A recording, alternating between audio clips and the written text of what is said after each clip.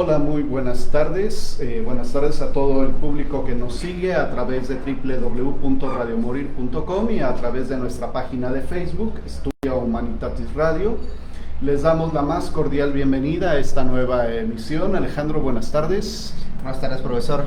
Bienvenidos todos nuestros radioescuchas de esta nueva emisión. Una disculpa por la ausencia de la semana pasada, pero bueno, ya estamos de regreso otra vez. Y bueno, ¿qué tenemos para hoy, profesor? Pues hoy tenemos un programa muy interesante, nuestro invitado, un invitado también muy especial que presentaremos en su momento, y el tema es sin duda muy atractivo. Agradecemos a todos quienes han dado like y nos siguen en nuestra página de Facebook. Ya sobrepasamos los 230 seguidores, ya tenemos 139 likes en nuestra página, y pues los videos se están difundiendo cada vez más. Algunos han alcanzado ya las 1000 o más de 1000 reproducciones de los videos de nuestros invitadas que hemos tenido a lo largo de estos meses de transmisión, y pues les damos las gracias. Sigan difundiendo nuestros videos y esperamos pues que haya hoy mucha interacción también con nuestro público, porque el tema se antoja. Eventos culturales próximos, Alejandro, ¿qué tenemos? Pues bueno, recordarles que revisen la cartelera del Teatro Experimental de Jalisco. Hay buenas obras de teatro, principalmente, profesor, y recordarles también que revisen la cartelera del Teatro Degollado, principalmente las noches de Orquesta Filarmónica de Jalisco en su temporada de noviembre. También recordarles que tenemos algunos eventos que por cuestiones de la Universidad de Guadalajara se agruparon en una nueva aplicación que se llama Butaca UDG. También la pueden buscar en sus aplicaciones en Android y en Mac OS, o ¿cómo se llama? Bueno, en su tienda de aplicaciones de los celulares la pueden encontrar en Play Store, pueden encontrarla ahí como Butaca UDG. Y bueno, también recordarles, hay un coloquio, el 7º Coloquio Internacional de Argumentación y Retórica, que se va a dar en la Universidad de Guadalajara, en el CUSH Belénes, en el Auditorio Rosario Castellanos, el día 6 al 8 de noviembre. Revísenlo. No recuerdo en dónde subieron la información, profesor, pero la vamos a subir en la página. Sí, vamos a subir las imágenes del programa y está en la página de Facebook del Departamento de Filosofía. Ahí pueden consultar el programa del coloquio. Así está, como Departamento de Filosofía, sí, en Facebook. Muy bien, pues ahí van a estar, y de todos modos lo vamos a subir nosotros porque ahí está la programación, es miércoles y jueves. Muy bien. Y en nuestra ya acostumbrada microcápsula de Recordando A. Pues Recordando A, este mes se va a dedicar, profesor, a poetas.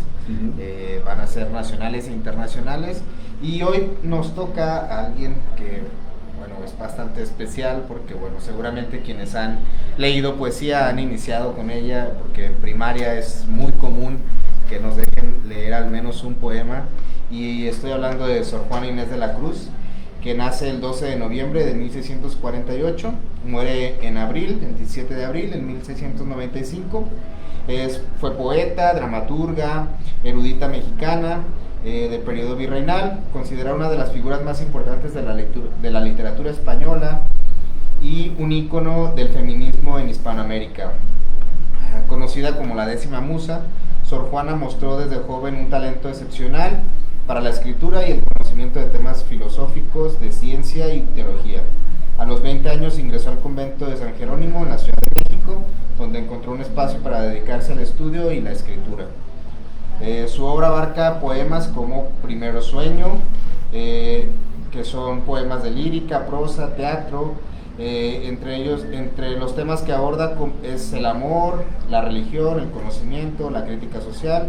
Uno de los textos más célebres es Respuesta a Sor Filotea de la Cruz, donde defiende el derecho de las mujeres a la educación y el conocimiento. Su legado pues ha sido inspiración para generaciones de escritores poetas y feministas, profesor. Así es, y pues todavía sigue siendo muy estudiada la obra de Sor Juana en distintos círculos académicos y en los coloquios sobre pensamiento novohispano o cultura virreinal, pues sigue habiendo muchos trabajos, ponencias de investigación sobre Sor Juana. Entonces, pues ahí está en nuestra cápsula de Recordando a.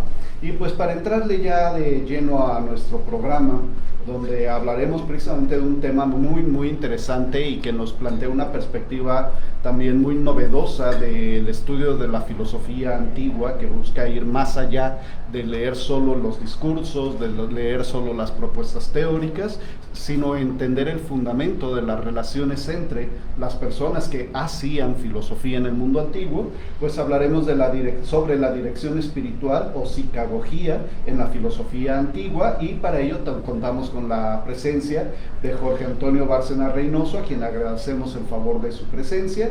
Él es doctor en filosofía por la Universidad de Barcelona, maestro en filosofía por la Universidad de Guanajuato y es investigador postdoctoral en el Departamento de Filosofía de nuestra máxima casa de estudios aquí en el estado de Jalisco, que es la Universidad de Guadalajara.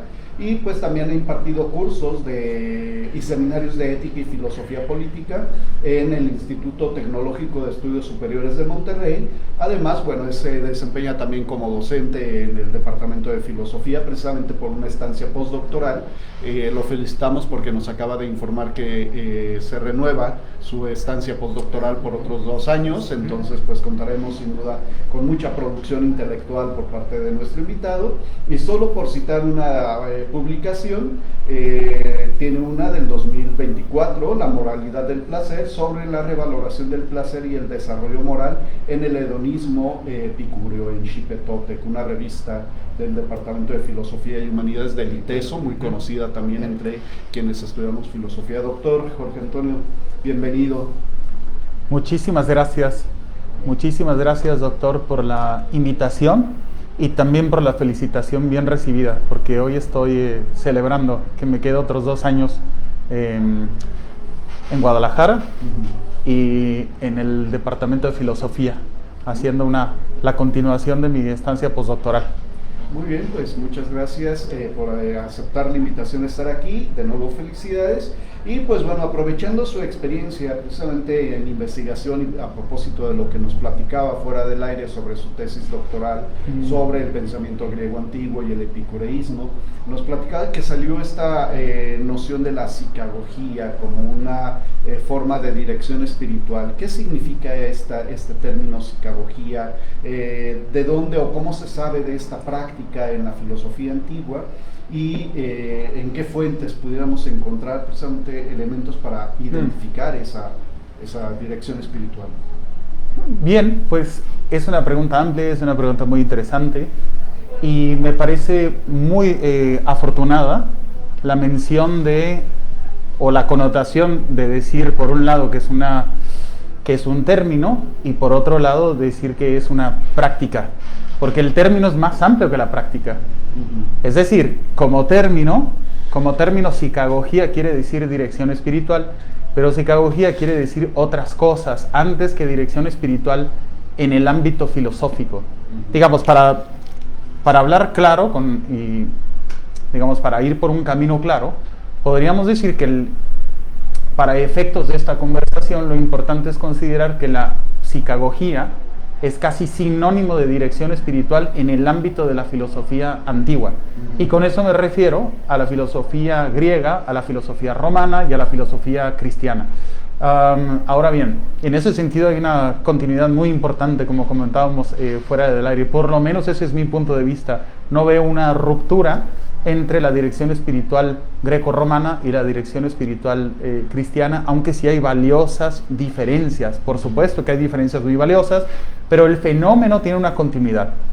Ahora, antes de entrar en detalles, digamos, de orden etimológico, valdría la pena hablar del espíritu de la psicagogía.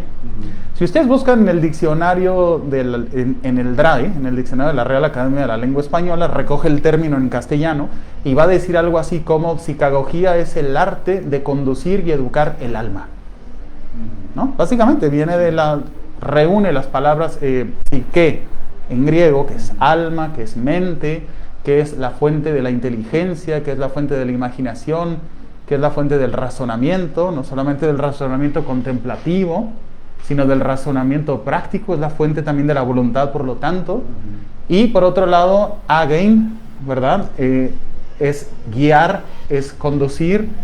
Entonces, juntas estas dos palabras nos hablan de la intención de orientar a un ser humano. Orientar el alma no es manipular un ser humano, es entrar en conversación racional, es razonar con un ser humano, pero con la pretensión de influir sobre su conducta. ¿De acuerdo?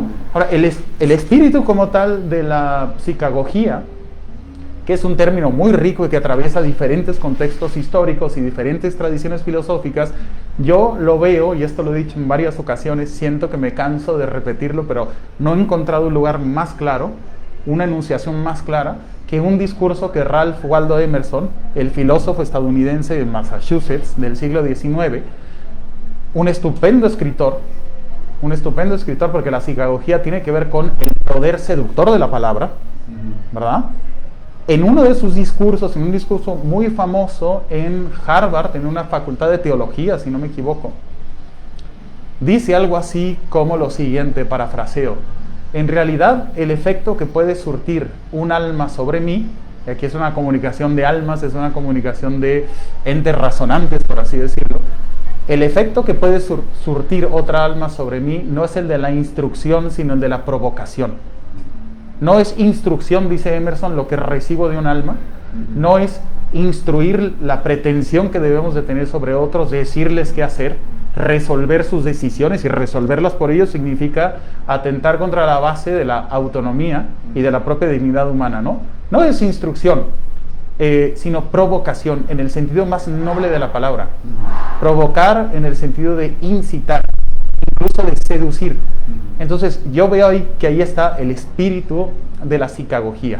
Ahora, usted me pregunta sobre la palabra en general. Bueno, pues es que la palabra psicagogía, antes de que tenga ese significado tan concreto, pertenece más bien, digamos que tiene un significado nigromántico. Tiene que ver con la nigromancia, tiene que ver con evocar. Psicagogía va a significar originalmente evocar o invocar a los muertos, ¿verdad? En ese sentido de traerlos de vuelta.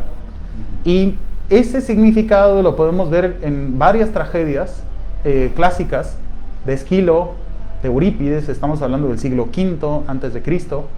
Luego hay una transición de la palabra psicagogía del ámbito, digamos, de la magia, del ámbito de la religión, de seducir o mover o transportar, mejor dicho, tendría esa connotación de transportar a los muertos, ¿verdad?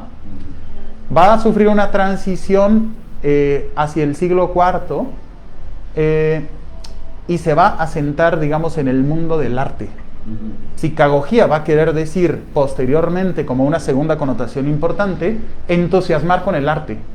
Digamos, la experiencia de la transformación estética, y no solamente de la retórica, aunque principalmente del poder seductor que tienen las palabras, sino del propio arte, por ejemplo, de la escultura. Esa connotación de la palabra la vemos digamos, en retores muy importantes, oradores como Isócrates, ¿verdad? Pero la vemos también, la podemos observar en el Tratado de Retórica de Aristóteles, la podemos observar con un significado muy específico en el Fedro de Platón. Digamos, este significado de la psicagogía como, o sobre todo haciendo alusión al poder de la palabra para seducir, persuadir, conmover y entusiasmar el alma de un ser humano, se asocia sobre todo con Gorgias, el sofista, ¿verdad? Sí. Pero la definición como tal, así, la definición muy gorgiana, si ustedes quieren, está en el Fedro. La retórica es un arte psicagógico, es un arte de orientar las almas. Y finalmente, bueno, ya iremos viendo cómo empieza a acomodarse en el ámbito de la filosofía, ¿verdad? Y va a querer decir otras cosas, pero para dar lugar a preguntas para intercambio me detengo un momento. A propósito de esto que comentaba, surge la inquietud de si entonces la finalidad de la psicagogía no es tanto como persuadir, como hacer que el otro se conduzca según lo que un agente externo quiere, sino más bien como hacer que esta misma persona, por esta incitación por la palabra, busque por sí mismo la verdad. ¿Sería algo más o menos así? Sí, como preparación para la verdad, este es digamos, un horizonte muy filosófico, y eso lo encontramos en Sócrates. Sócrates es una suerte de psicagogo, es una suerte de director. A Sócrates le llamaron todo tipo de encantador, brujo, mago, hechicero, sofista, cazarratas, todo este tipo de cosas, ¿no? La mayéutica socrática y el propio examen, la vida examinada socrática, no es instrucción, no es pedagogía en el sentido formal de la palabra, o en el sentido ni siquiera formal o tradicional, en el sentido más cercano y más evidente que tenemos de la palabra. No es llevar a un niño de la mano por un camino que tú conoces para que aprenda algo que tú sabes muy bien que has descifrado.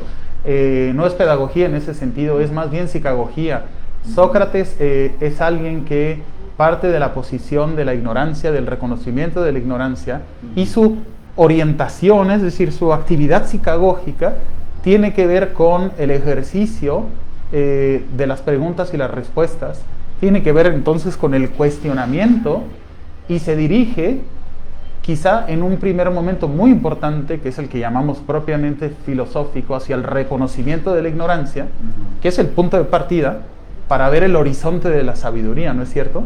Sí. En ese mismo sentido, en la República de Platón, en el pasaje de la alegoría de la caverna, se utiliza un término muy cercano a psicagogía, digamos, de la familia de términos que tienen que ver con este concepto de agogé, ¿verdad? Que está también en pedagogía. Muy cercano para referirse, digamos, a lo que quiere hacer la persona que sale de la caverna al regresar. Quiere llevar a los otros hacia afuera, ¿no? Sí. Entonces sí es muy filosófica esa manera de entender el asunto, y me parece que está muy presente en Sócrates. En Platón, no lo sé.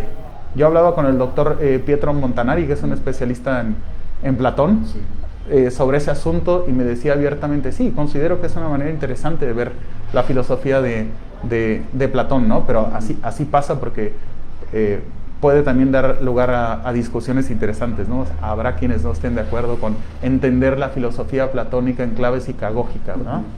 Sí, bueno, antes de cederle la palabra a Alejandro, que también quiere hacerle una pregunta a propósito de este tema, les recordamos a nuestros espectadores, a quienes nos escuchan a través de www.radiomorir.com, que pueden dejarnos sus preguntas o comentarios en el chat de la plataforma, o a quienes nos están siguiendo en Facebook a través del chat en vivo, y con gusto transmitiremos los comentarios, saludos o preguntas a nuestro invitado. Alejandro. Pues bueno, recordarles, ya el anuncio ya lo dio el profesor, recordarles a quienes comienzan a sintonizarnos, estamos charlando con Antonio Bárcenas, estamos charlando sobre psicagogía como orientación al espíritu, y a mí me gustaría preguntarle con respecto a ya la relación que tiene más la psicagogía con la filosofía. ¿Cómo va mezclándose esta relación? Porque bueno, entiendo que nos lo repiten mucho en los primeros semestres de la facultad, que nos dicen, bueno, ustedes van a venir a aprender una serie de procedimientos para hacer una investigación sobre filosofía, pero además se tienen que formar, se tienen que ir orientando. O sea, la carrera trata de perfilar un sujeto que sea egresado de la Facultad de Filosofía, pero que no solamente salga con unos ciertos conocimientos, sino que salga también orientado a transformar su sociedad. ¿Cómo se relaciona, por ejemplo, esta práctica ya propiamente en la filosofía? Pues quizá está implícita en la labor, digamos, formativa, académica, de los estudiantes que pasan por las licenciaturas en filosofía. Quizás está implícita y quizás es una herencia silenciosa, porque la psicagogía siempre habla de la relación entre el maestro y el aprendiz. Siempre, ¿no es cierto? Ahora, en la filosofía antigua esa relación es como bastante problemática. Yo ponía el ejemplo de Sócrates. Sócrates no se para en la posición de un profesor y de un instructor y de una suerte de formador que te va a dar unos recursos que ya tienes resueltos y cuyo valor conoce con mucha claridad, sino que te hace partícipe de un examen filosófico, de una disposición inquisitiva, más o menos, ¿no?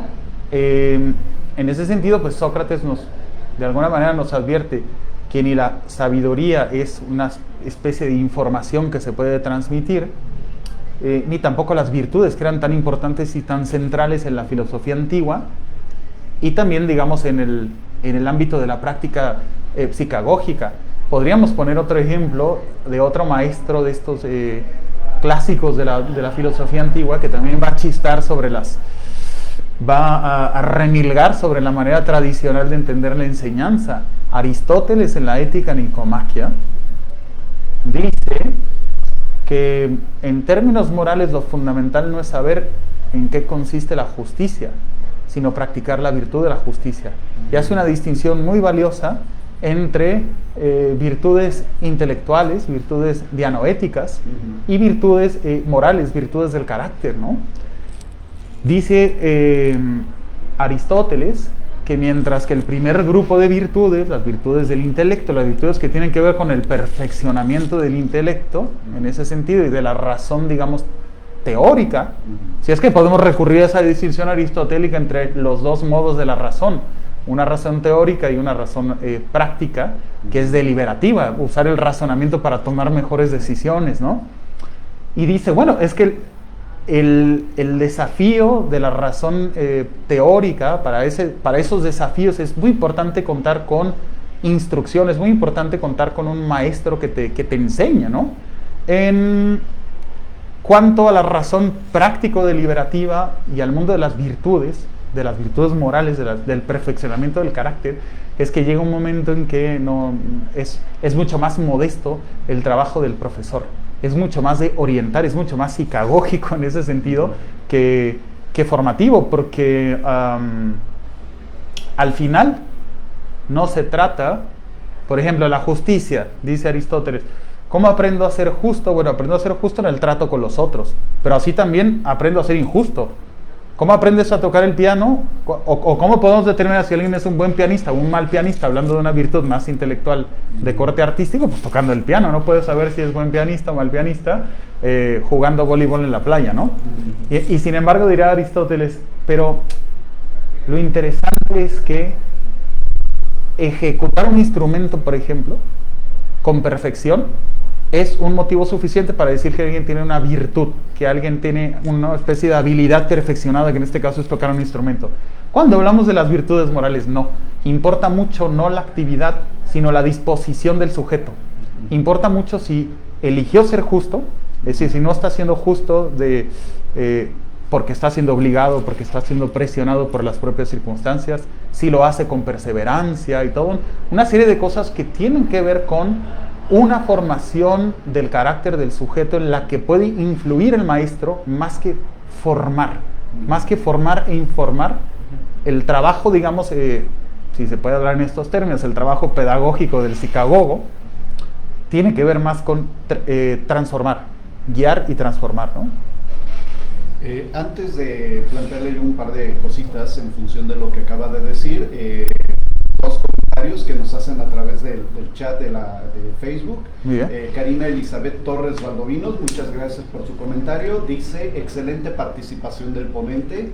Y Eduardo Martínez Palomera pregunta si puede hablar el ponente de la psicagogía en el epicureísmo. Sí, por supuesto que sí.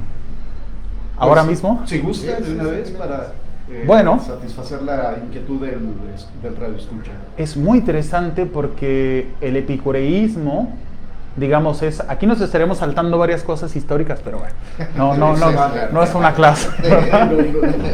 En el epicureísmo es central la dirección espiritual y se entiende muy bien el fundamento afectivo de la propia práctica filosófica de la dirección espiritual, que es la amistad.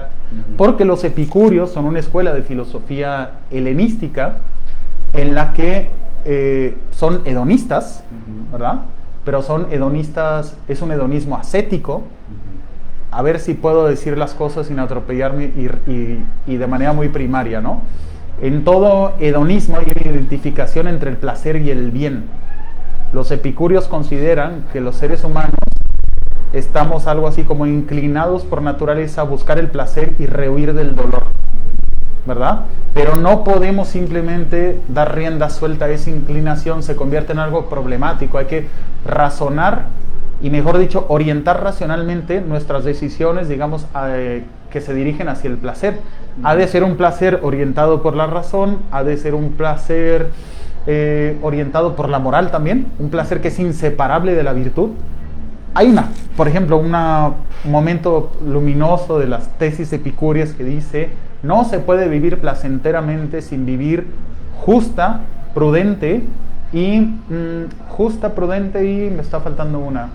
Justa, prudente y honorablemente. Honorablemente en el sentido de moralmente, en el sentido más íntegro de la palabra, ¿no? Ahora, ese placer raro, ese placer ascético, ese placer que no es gratuito, que no tiene que ver con dejarse llevar por los deseos, para esa vida placentera, más que para un placer inmediato, para los epicúreos es fundamental la amistad.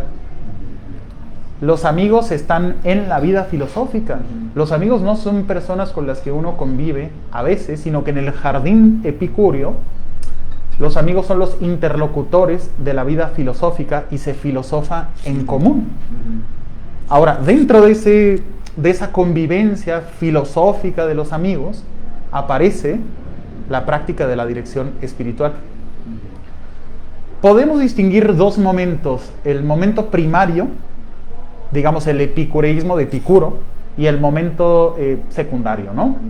En el momento principal, en el momento primario, tenemos la figura de Epicuro, si ustedes quieren, como una persona que monta una escuela,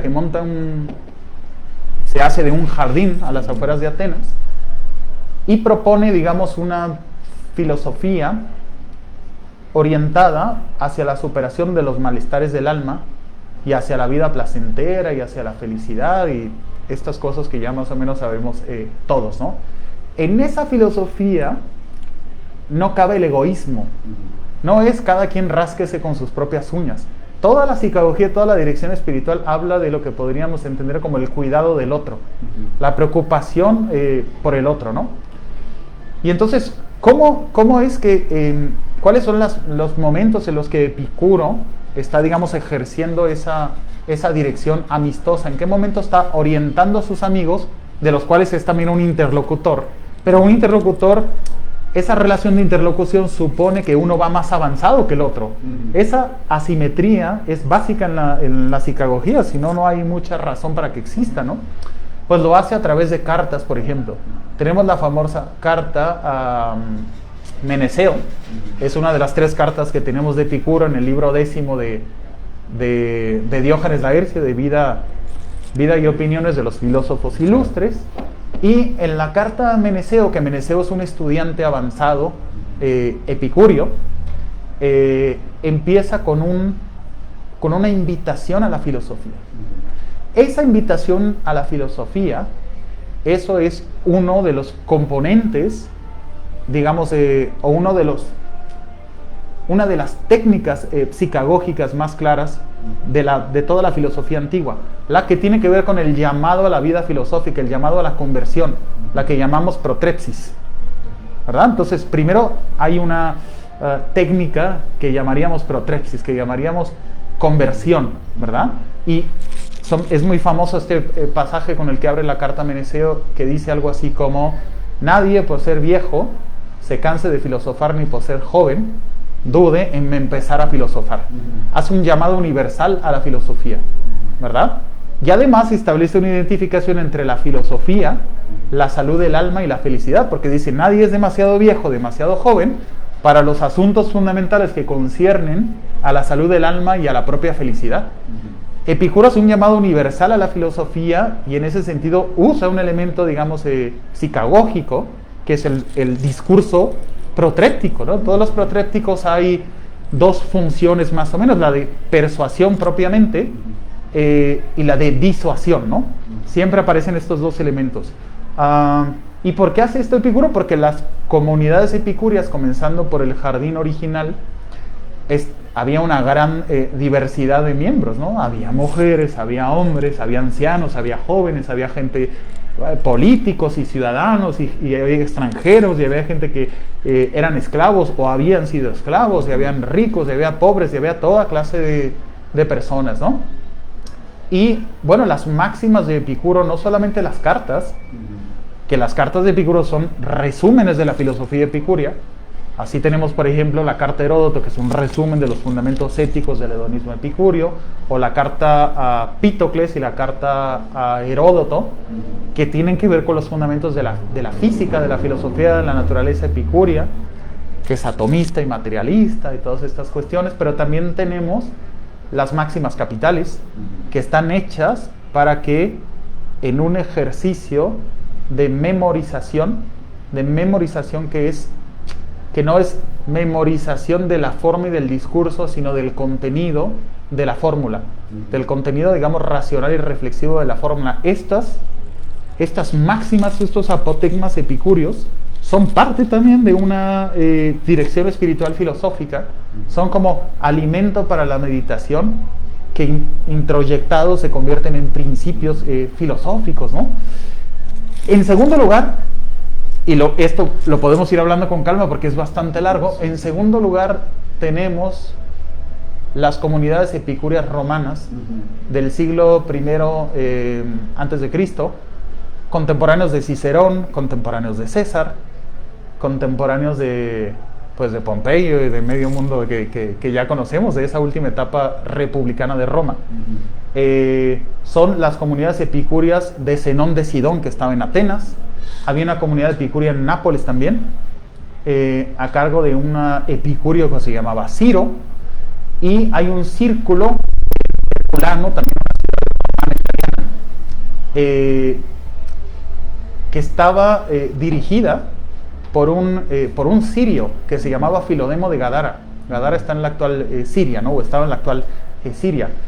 Y Filodemo de Gadara, bueno, se descubrió, gracias a avances muy importantes, se pudo, y al desarrollo de la tecnología, digamos, en papirología, para poder desenrollar los papiros sin que se destruyeran, porque se rescató una parte importante de una biblioteca epicúrea en Herculano, ¿no?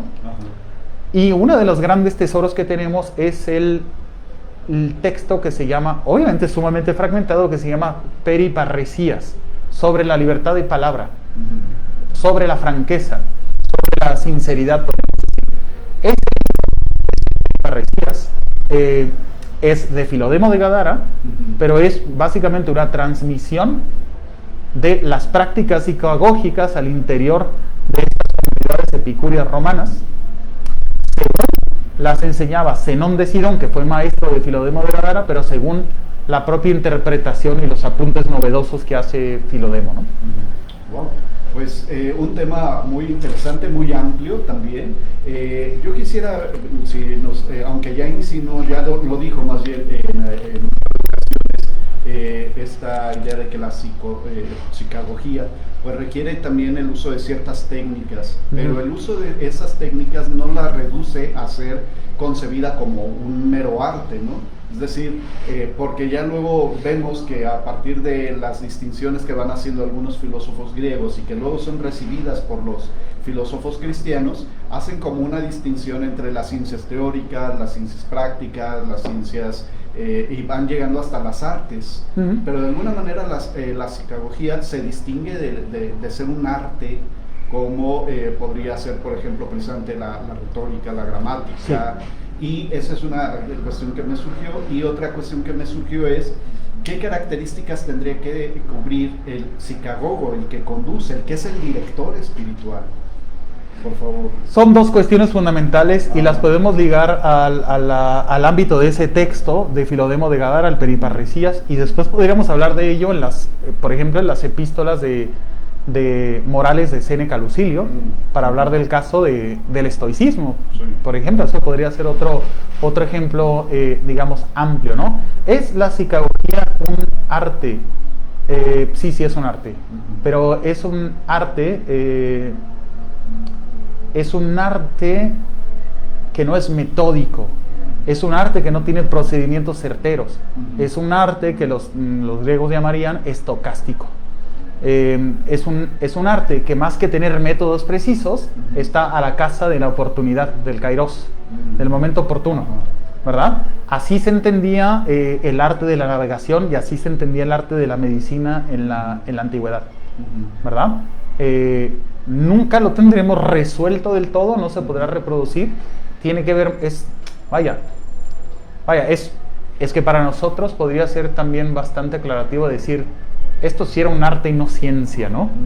No es ciencia, es arte específicamente, y es arte sin reglas demasiado claras, aunque sí tiene principios. Sí. Tiene principios, por supuesto que tiene principios, pero no tiene reglas procedimentales tan concretas. Perdón, entonces no cualquiera así de buenas a primeras aprendiendo esas reglas básicas podría llegar a ser un buen psicagogo. Exactamente. Como, ser a lo mejor un buen gramático o un buen retor, porque se aprenden ciertas reglas. Sí, ¿no? Justamente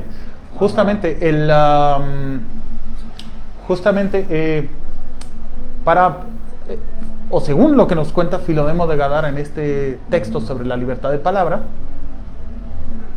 tendríamos que decir que en primer lugar la sinceridad o la parresía, que significa decirlo todo, hablar con candidez, hablar de forma completamente abierta, sin pelos en la lengua, decimos, ¿no? Ese es el lenguaje de la amistad. La parresía es el lenguaje de la amistad, así dice Filodemo de Gadara, y no hay nada más importante. O sea, podríamos enumerar todas las ventajas, digamos, utilitarias que tiene contar con un amigo en los momentos difíciles, y ni aún así llegaríamos a una más importante, que tener a alguien ante cual abrir tu corazón y decir lo que llevas dentro, ser sincero, ¿no? Eso es muy interesante. Que por cierto, puedo hacer un comentario que siempre me ha parecido muy curioso en una de las obras de Los 7 contra Tebas. Cuando Yocasta está con uno de sus hijos intentando reconciliarlos antes de que guerreen entre sí, el que está en el exilio, ¿no? Le dice, ¿y qué es lo peor, hijo, de haber estado expatriado, ¿no? ¿Qué es lo peor de vivir en el exilio? Dice, lo peor es que no puedes hablar con sinceridad. Lo peor es que no hay posibilidad de usar la parresía, la sinceridad. Y le contesta Yocasta, que es de la realeza, por supuesto, ¿no? Le dice, pero ¿cómo? Eso es ser igual a un esclavo, básicamente, ¿no? En la amistad, el lenguaje fundamental de los amigos es la sinceridad. Y por lo tanto, el lenguaje contrario a la amistad, el lenguaje no amistoso, es la adulación. Hay toda una problemática en la antigüedad, podemos ver en un texto de Plutarco que se llama ¿Cómo distinguir a un adulador de un amigo? Hay toda una problemática del ámbito de la ética, pero también de la política, porque en la política son muy importantes las alianzas, ¿verdad? ¿Qué tiene que ver con eso? Con distinguir entre la adulación, que es una falsa amistad. Sí. Dice Plutarco, el adulador es un hábil camaleón, que se disfraza de lo que más te agrade para sacarte algún provecho, pero no es tu amigo. Y en los momentos fundamentales se va a esfumar, ¿no? En ese sentido, lo primero, la base del buen psicagogo es la amistad. Hay un principio de amistad, hay un principio afectivo, porque psicagogía en Filodemo de Gadara y en esas comunidades va a querer decir, sobre todo, corregir al otro. Hablar con sinceridad para apuntar tus errores de carácter, tus disipaciones, tus distracciones, de orden psicológico y moral. Que te encolerizaste, por ejemplo, y aventaste algo y el otro, entonces, puede ser que te haya observado, ¿no? Ese director de conciencia, ¿verdad? Y esto está muy cercano a la dirección espiritual también cristiana, ¿no? Son prácticas de confesión y corrección. La parresía se usa, la sinceridad la usa el director para decirle una verdad al otro sobre su propio comportamiento, pero el otro a la vez no debe de ser pasivo. Si decir la verdad expone algo o pone a la vista algún aspecto de mi propio carácter que puedo mejorar, entonces yo también tengo que usar la sinceridad para hablar de mí mismo, para confesarme en ese sentido, ¿no? Entonces, el buen psicagogo lo hace por amistad. La sinceridad y las prácticas de dirección que tienen que ver con la sinceridad, sobre todo con la corrección, afianzan la amistad. Luego, también se habla de simpatía. Es muy importante la simpatía. Es muy importante no escupir la verdad a la cara. Eso dice Filodemo, es una necia dureza que menoscaba la seguridad o la autoestima de la persona a quien pretendes orientar, ¿no? Entonces, otro principio muy claro es no decirlo todo ni en cualquier momento, ¿verdad? Si bien es cierto que podemos ver, según el texto de Filodemo de Gadara, que en estas comunidades romanas epicúreas había ciertas cosas que el director espiritual, el parresiastés en este caso, ¿no? El que es el sincero, o el que dice la verdad en ese caso, si bien hay cosas que se animaba a decir frente a otros, ¿verdad? Había muchas cosas que se tenían que decir en privado y esperar el momento oportuno. Volvemos a esto, esperar el momento oportuno para decirlo. La forma en la que se decía era muy importante. También se distingue en ese texto entre una parresía que es suave y que tiene que ver con aquellos aprendices que se muestran una buena disposición hacia las correcciones, y una que es dura y que es una corrección para los que son más necios y más reacios a las correcciones y siempre están pensando mal. Me dice esto porque me odia, o me dice esto, pone una serie de ejemplos que lo que hacen es revelar la diversidad de los miembros de estas comunidades epicúreas, porque dice Filodemo, estas personas que dicen, esto me dice pero porque soy viejo, esto me dice pero porque soy mujer, esto me dice pero porque soy extranjero, ¿no? Y entonces es bonito eso, porque revelan que pues, hay una gran diversidad en estas comunidades epicúreas, ¿no? Wow. Muy interesante. Le recordamos a quienes nos escuchan y siguen a través de Facebook o www.radiomurit.com, pueden hacer sus comentarios y preguntas a nuestro invitado a través del chat. Le mandan saludos a Alejandro Gómez. Saludos. Y Alejandro, por favor. Bueno, a mí me gustaría preguntarle respecto a esta transición del término que nos comentaba, que iba desde la nigromancia hacia la orientación hacia las artes, y después, ahorita que nos estaba dando la explicación anterior, entró otro término ya, verdad. ¿Cómo va esta transición de la psicagogía, perdón, el término. Como podemos decir, conducción del alma. Conducción del alma. ¿Cómo hace esa transición de la nigromancia hacia las artes y ahora hacia la verdad? Me imagino pues que aquí ya transitamos dentro de la filosofía más racionalista, nos vamos a una más espiritualista, donde ya la verdad tiene una implicación no solamente como un concepto de verdad en los textos más racionales, sino más hacia una orientación más espiritual, más cercana a las órdenes religiosas, a la formación religiosa, donde se inclinan más hacia la verdad como hacia Dios. No sé si nos pueda dar una breve explicación sobre esa transición. Sí, pensemos en la verdad en este ámbito como en una especie de comprensión clara de algo que estás observando. En este caso, lo que es objeto de observación son los comportamientos, las actitudes, la disposición, incluso todo lo que los griegos llamaban diátesis, disposición, que es una palabra clave para entender la filosofía antigua, ¿no? La disposición, el modo de ser, el modo de comportarse de esa persona que estás intentando orientar. Entonces, cuando tú dices, cuando tú eres sincero, ¿verdad? No eres sincero para lastimarlo. Eres sincero para indicar algo que es fundamental y se le escapa en un camino de mejoramiento, o en un camino que se podría llamar de perfeccionamiento moral, si tú quieres, ¿no? Entonces, a lo mejor podemos recurrir aquí a Foucault, que suele ser muy creativo, cuando dice sobre estos asuntos, dice, es una verdad a la cual solamente se puede acceder si uno se transforma. No es una verdad que yo pueda recibir y mantenerme en la condición en la cual estoy, ¿no? Sí. Se me ocurría, a propósito de algunos aspectos de lo que decía usted hace unos minutos, de cómo va transitando o cómo va pasando ya no tanto con esta cuestión de la significación, sino la práctica misma, pues desde los filósofos antiguos a las escuelas como el epicureísmo, por ejemplo, y cómo pasa el cristianismo. Porque comentábamos fuera del aire que pues el cristianismo antiguo toma muchas formas, precisamente no solo externas de comunicación como los textos escritos en griego, géneros literarios como el diálogo, el tratado, que toman también de la cultura griega, sino que también toman estos aspectos de la dirección espiritual, ¿no? En las primeras comunidades cristianas. Y parte de lo que usted decía me hacía pensar precisamente en que Pablo exhorta precisamente a la corrección fraterna, porque está hablándole a sus discípulos como amigos en la fe, como hermanos en la fe.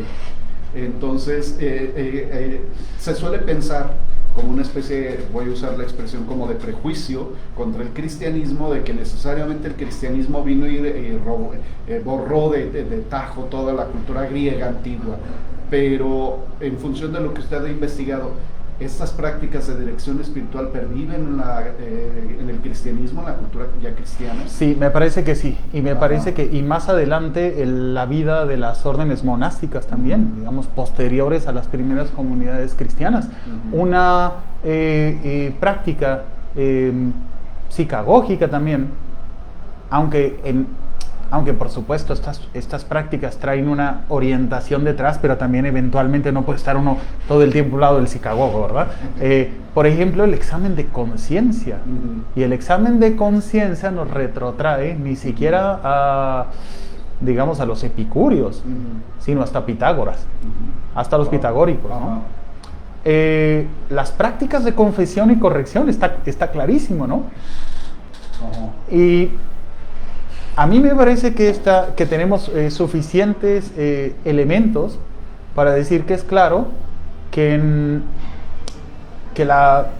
general la cultura cristiana, pero en particular la filosofía cristiana, es una heredera, es heredera de estas prácticas formativas de la filosofía y de esta preocupación fundamental por el otro. Bueno, ahí hay mucho que platicar, sobre todo con esta cuestión del amor al prójimo, que pues viene pues del mensaje cristiano, pero que no cayó en desoídos de los griegos, cuando muchos griegos captan el mensaje cristiano, de alguna manera empatan, precisamente porque ya tienen en la mente también esta práctica, ¿no? Del cuidado del otro, de la aproximación al otro, de la corrección al otro. Pero bueno, será un tema para una futura charla, sería interesante. Quería preguntarle si en la actualidad esta práctica sigue en uso, la hemos descuidado quienes nos dedicamos a la filosofía, centrándonos más como en el aspecto teórico. Hablábamos de Michel Foucault hace unos minutos, trae también a colación el tema. Me hizo pensar si aunque tienen un sentido a lo mejor diferente, las reglas para la dirección del espíritu de René Descartes tienen algo que ver con ello. ¿Cómo vemos la psicagogía en la actualidad? ¿Existe? ¿Se practica? A mí me parece que, por lo menos en la historia de la filosofía, tiene una cierta continuidad. Creo que la podemos encontrar de una manera rara, como todo lo que encontramos en Nietzsche, de una manera rara, pero que está ahí presente. Pensemos en un texto como, por ejemplo, Schopenhauer como educador, La tercera intempestiva. A ese texto se refiere Nietzsche como mi escrito parenético sobre Schopenhauer. Y justamente la parénesis es otra de las técnicas psicagógicas. Hay aquí una figura central que es una filósofa alemana que se llama, me parece que es bastante mayor la señora, Ilse Traut Adot, y es la viuda de un filósofo muy importante que influyó sobre Michel Foucault, que se llamaba Pierre Hadot, ¿no? Y Zetraut Adot hizo una investigación muy importante en Séneca sobre la dimensión parenética o preceptiva de la filosofía, precisamente, que tiene que ver con, bueno, la parénesis es el consejo, ¿no? Hubo una gran discusión en la antigüedad, por ejemplo, Aristón de Quíos, el estoico, del que se sabe muy poco, pero da la impresión de que era un poco malhumorado, porque Aristón de Quíos, los estoicos decían, la filosofía tiene tres partes fundamentales, ¿no? Tiene una filosofía de la naturaleza, una physis, tiene una lógica y tiene una ética. Y Aristón de Quíos dice, pues no, adiós a la lógica y adiós a la filosofía de la naturaleza, la ética nada más. Pero toda la ética, no. Hay que sacar la parte de la preceptiva. Los filósofos no son niñeras. Los filósofos no tienen que andar orientando a la gente y dándole consejitos sobre su vida y diciéndoles qué hacer. ¿Por qué dice Aristón? Porque mira, cuando en una mente está invadida por el error, no hay precepto que valga. Lo va a ignorar. Es inmune a los preceptos. Cuando en una mente hay claridad gracias a los principios filosóficos, por supuesto del estoicismo en este caso, ¿verdad? No necesita de preceptos, porque tiene principios generales y tiene buen entendimiento, ¿no? Entonces hay ahí también toda una discusión sobre la parte preceptiva. Pero digamos, hablando de la actualidad, perdón que me fui a la actualidad, digamos, más teórica que a la actualidad de la práctica. Pero valdría la pena decir que el propio término psicagogía es un término, como término global, es más una suerte de término estratégico que empiezan a usar los filósofos desde el siglo XX, podría decir. En la obra de Adot es muy claro el uso de la palabra psicagogía para hablar de lo que él llama la función psicagógica del discurso filosófico, para hablar específicamente de que el discurso filosófico no solamente, digamos, resuelve desafíos teóricos, por así decirlo, de una manera, sino que el discurso filosófico remueve el ánimo del oyente, influye sobre la persona, ¿no? Luego también Foucault, en sus cursos del Colegio de Francia de los 80, muy influido por Adot. Recordemos que Foucault es quien promociona a Adot para entrar al Colegio de Francia finalmente, ¿verdad? Y que admitió que había sido muy grandemente influenciado por su obra. También en hermenéutica del sujeto, más o menos unos cursos que van del 81 al 82, usa mucho la palabra psicagogía. Tenemos filósofos como Malherbe. Malherbe es un filósofo especialista en filosofía antigua y en filosofía cristiana. También hay digamos que hay una gran escuela que dejó este académico, y que puso como término central el de psicagogía. Pienso por ejemplo, en Clarence E. Glatt, que es uno de los traductores del Periparresías junto con David Constant, recién fallecido, el académico importantísimo antiguo David Constant, y que justamente Clarence E. Glatt es el escritor de esta obra de la que hablábamos hace rato, en la que se hace una comparación entre Filodemo de Gadara y Pablo de Tarso, ¿no? Ahora, más allá de eso, más allá, digamos, de la pertinencia que tiene en cierta parte de la investigación académica de la filosofía en la actualidad, que yo creo que goza de vigencia en ese sentido, ya, si dijéramos, si hay una práctica como tal psicagógica, yo no lo sé, no estoy seguro. Foucault hizo un gran esfuerzo en su, digamos, en su siempre interesante disposición de historiador, no solo de filósofo, sino de historiador, para, digamos, que buscar las pistas de la relación terapéutica dominante en la psicología, que parece que es un modelo que viene de la medicina, y me refiero a la relación entre un terapeuta y un paciente, para, digamos, para recoger las pistas de eso en prácticas precisamente como las de confesión y corrección, ¿verdad?, en el mundo cristiano y anteriormente, ¿no? La psicagogía también. Muy bien. Híjole, pues hay muchas cosas de qué platicar, muchas inquietudes en función de todo lo que nos ha dicho. Ya nos dio nombres de algunos autores que han abordado el tema, pero pues el tiempo se nos fue encima. Estamos ya cerrando, no sin antes agradecer a todos quienes han dado like al video que se está transmitiendo en vivo a través de Facebook, y a quienes dejaron sus comentarios también, muchas gracias.